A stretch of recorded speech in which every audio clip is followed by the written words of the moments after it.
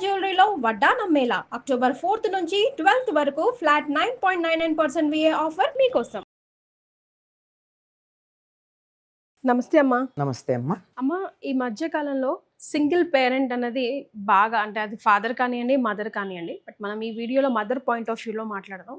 Single పేరెంట్గా చాలా కష్టాలు ఆ తల్లి అనుభవించాల్సి వస్తుంది. కారణం అనేకం ఉండొచ్చు ఎందుకు సింగిల్ పేరెంట్ అవ్వాల్సి వచ్చింది అన్న దాన్ని బట్టి. బట్ ఎప్పుడు కూడా ఆపోజిట్ పర్సన్ ఎప్పుడూ ఒక మహిళని చులకగానే చూసి మాట్లాడతారు. రకరకాలుగా కారణాలు ఏవి తెలుసుకోవడం కూడా వాళ్ళకి సెకండ్ ఆప్షన్, ముందు నోరు అలా వదిలేస్తూ ఉంటారు. ఆ తల్లికి ఎంత బాధ కలుగుతుందో, ఆల్రెడీ షీజ్ ఇన్ పెయినే కదా అప్పుడు. సో మీరేం చెప్తారు? 3 దశాబ్దాల క్రితం జరిగినటువంటి అంతర్జాతీయ స్త్రీవాద సభలో కీలకోపన్యాసం చేస్తూ చెప్పినటువంటిది, ఆవిడ పేరు మర్చిపోయాను నేను. చెప్పిన మాట ఏమిటంటే, స్త్రీవాదం వల్ల తయారైంది ఏంటంటే సింగిల్ పేరెంట్ చిల్డ్రన్. దాని ఫలితం, దానివల్ల జరిగింది అది అని ఆవిడ అది చెప్తూ తర్వాత చాలా విషయాలు మాట్లాడారు అనుకో.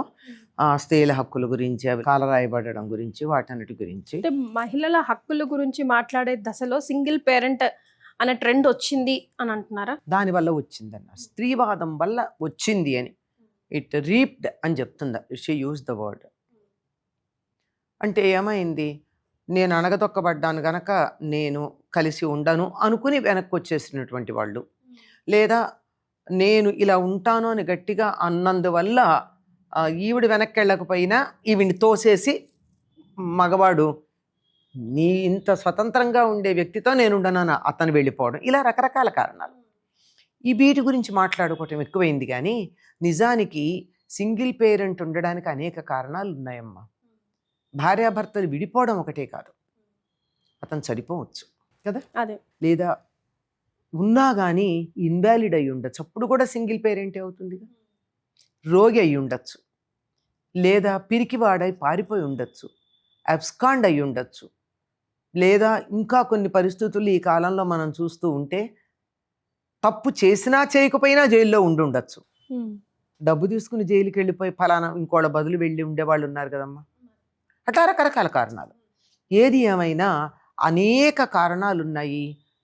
మీరు అన్నది ఓన్లీ ఫెమినైన్ పాయింట్ ఆఫ్ వ్యూలో మాట్లాడమన్నారు కనుక, స్త్రీ దృష్టితోనే ఒక్కతిగా తాను పిల్లల్ని పెంచటం అన్నది చాలా కష్టమైనటువంటి విషయం అమ్మ. ఈ జనరేషన్లో అయితే చాలా చాలా కష్టం, చాలా కష్టం. అది ఆడపిల్లల్ని పెంచడం అయినా మగ పిల్లల్ని పెంచడం. మగపిల్లల విషయానికి వస్తే మరీ కష్టం. ఇంకా ఆడపిల్లలన్నా ఇంత అంత అర్థం చేసుకునే అవకాశం ఉంది, కానీ మగపిల్లలు అయితే అసలు అర్థం చేసుకుని కూడా చేసుకోరు. ఎందుకంటే వాళ్ళ హార్మోన్లు, మేము మగవాళ్ళం అని వాళ్ళకి నిమిషం గుర్తు చేస్తూ ఉంటాయి. శరీరంలో ఉండే మార్పులు కానీ, మానసికంగా ఉండే మనస్తత్వం కానీ, ఇవన్నీ వాళ్ళు గుర్తు చేస్తూ ఉంటాయి మేము మగవాళ్ళమని. దానివల్ల ఎందుకు ఇలా ఒంటరిగా ఉండాల్సి వచ్చింది, అందరిలాగా మాకు తండ్రి ఎందుకు లేడు అని వాళ్ళకు ఒకలాంటి ఫ్రస్ట్రేషన్ వస్తుంది పిల్లల్లో. ఇప్పుడు సాధారణంగా పేరెంట్ టీచర్ మీటింగ్కి ఎక్కువగా మగవాళ్ళు వెళ్ళడం అనేది పద్ధతి. ప్రతి నెల ప్రతి వారం ఆడవాళ్ళు వెళ్ళినా ఫైనల్గా వెళ్ళేది మగవాళ్ళు పెడతారు కదా, తండ్రి పెడతాడు కదా. ఏదో పేరెంట్ వార్షికోత్సవాలు అవి ఉంటాయి, యాన్యువల్ డేస్. అక్కడికన్నా పేరెంట్స్ ఇద్దరిని పిలిస్తే అందరికీ అమ్మా నాన్న వస్తారు, నాకు అమ్మ ఒక్కతే వస్తుందని ఫీలింగ్ ఉంటుంది కదా. అక్కడ మొదలవుతుంది పిల్లల్లో ఫ్రస్ట్రేషన్. అది మొదలయ్యి తల్లి ఒంటరిగా ఉండడానికి తల్లే కారణం అన్న అభిప్రాయం ఇతరుల మాటల వల్ల వస్తూ ఉంటుంది. దానివల్ల తల్లి మీద ద్వేషం, చాలా వ్యతిరేక భావన పెరుగుతుంది. అయితే కొంచెం అర్థం చేసుకునే వయసు వచ్చాక ఆడపిల్లలు అర్థం చేసుకుంటారేమో కానీ మగపిల్లలు అర్థం చేసుకోవడం కష్టం. అస్సలు చేసుకోరని చెప్పం కానీ అర్థం చేసుకోవడం కష్టమే. అటువంటి పరిస్థితుల్లో వాళ్ళని సరైన దారిలో పెట్టుకుంటూ ముందుకు రావడం అన్నది సింగిల్ పేరెంట్గా ఉండే ఉమెన్కి చాలా కష్టం అండి, చాలా కష్టం. ఎన్ని రకాలుగా ఇప్పుడు ఇల్లు సర్దుకోవాలి. ఒకప్పుడు భార్యాభర్త ఇద్దరు ఉంటే పనులు షేర్ చేసుకునేవాళ్ళు. కనీసం మీ నాన్నకి చెప్తా అని భయపెట్టడానికన్నా ఉండేవాడు, కాగితం పుల్లాగా కదా. దానికోసం అది కూడా లేని పరిస్థితిలో ఉంటే ఎలా ఉంటుంది? పైగా ఎవరో ఒకళ్ళు మీ నాన్నే ఉండుంటే అని సన్నాయి నొక్కులు నొక్కుతారు, మరి చాలు కదా. ఆ చిన్న టెండర్ బ్రెయిన్స్ పాడవడానికి. అసలు ఎవరు నొక్కక్కర్లే అమ్మా, ఆ స్త్రీకి కూడా ఉండదా? స్త్రీకి ఎలాగో ఉంటుందమ్మా, ఒంటరిగా జీవితం గడుపుతుంటే ఎంత బాధగా మరి ఉంటుంది. ప్రతి ఎక్కడికన్నా అందరూ ఇద్దరిద్దరు కలిసి వెడుతున్న సందర్భంలో తాను ఒక్కతే వెళ్ళుంటే ఎంత బాధగా అనిపిస్తుంది. దానికి ఎంత మనోధైర్యం ఉండాలి. అందులోనూ మనకి రకరకాలైనటువంటి ట్రెడిషన్స్లో, సోషల్ నామ్స్లో వాళ్ళని పక్కకు పెట్టడం అనేది మనం గమనిస్తూనే ఉంటాం కదా. మరి దాన్ని ఎదుర్కోవడానికి ఇదింతే అని వాస్తవాన్ని వాస్తవంగా గ్రహించగలిగినటువంటి మనోధైర్యం ఉంటే సరే, లేకపోతే ఇప్పుడు వీళ్ళే ఫీల్ అవుతారు కదా. అటువంటి సమయంలో వీళ్ళకి మనోధైర్యం లేని పరిస్థితుల్లో నిజంగా సాటి స్త్రీ పట్ల ఆదరణ ఉన్నవాళ్ళు ప్రేమగా చూడాలి, వాళ్ళని దూరంగా పెట్టకూడదు. నువ్వు భర్తతో లేకుండా ఒంటరిగా వచ్చావు అనేటటువంటిది ఎత్తిపొడుపు మాటలు మాట్లాడకూడదు. చక్కగా తమతో పాటుగానే ఆ లోటు ఆ వ్యక్తికి తెలియకుండా ఉండేట్టు ప్రవర్తించగలగాలి. చాలా కష్టమైన విషయమే. ఎదుటోళ్ళకి కష్టమే ఈ రోజుల్లో అయితే, కానీ తనకి ఇంకా కష్టం యాక్చువల్గా అది తీసుకోవాలంటే. తనకు ఆ కష్టం తెలియకుండా చుట్టుపక్కల వాళ్ళు ప్రవర్తించాలమ్మా. అది చాలా కష్టం. చాలా కొద్ది మందికి అలా చేయగలుగుతారు. అసలు కొద్ది మంది దగ్గరికి వెడితే మాకు అయ్యో మేము సమస్యలో ఉన్నామని కూడా మాకు తెలియదు, ఎంత బాగా చూసారంటారే.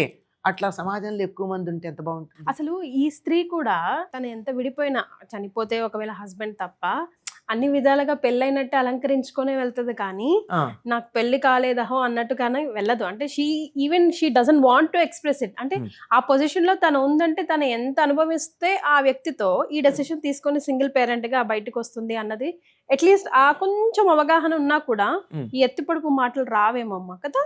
సాధారణంగా ఆడవాళ్లలో చెడ్డతనం ఉండి దుష్ట ప్రవర్తన ఉండి దూరం అయ్యే వాళ్ళు ఎవరంటే పిల్లలు లేని సందర్భమే ఉంటుంది. పిల్లలు ఉంటే అలా ఉండరు. పిల్లలు కలిగిన తల్లి ఎప్పుడూ కూడా ఎక్స్ట్రా మ్యారిటల్ అఫైర్స్ పెట్టుకుని భర్త నుంచి దూరం కాదు, బేసిక్ థింగ్.